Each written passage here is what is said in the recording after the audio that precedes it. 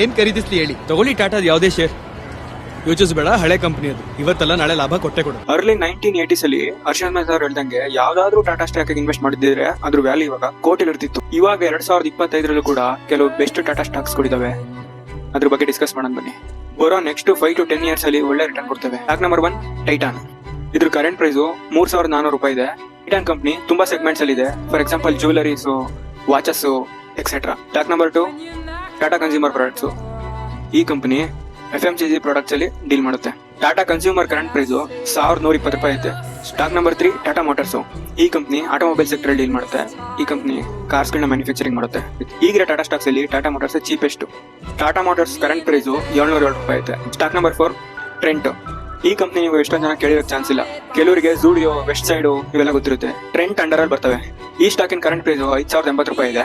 ನೀವು ಇದುವರೆಗೂ ಟಾಟಾ ಸ್ಟಾಕ್ ಅಲ್ಲಿ ಇನ್ವೆಸ್ಟ್ ಮಾಡಿದ್ರೆ ಯಾವ ಸ್ಟಾಕ್ ಇನ್ವೆಸ್ಟ್ ಮಾಡಿದ್ರೆ ಅಂತ ಕೆಳಗಡೆ ಕಮೆಂಟ್ ಮಾಡಿ. ನಮ್ಮ ಪೇಜ್ ನ ಫಾಲೋ ಮಾಡೋದ್ ಮಾತ್ರ ಮರಿಬೇಡಿ. ಜೊತೆಲಿ ಗ್ರೋ ಆಗೋಣ. ವಿಡಿಯೋನ ಶೇರ್ ಮಾಡಿ.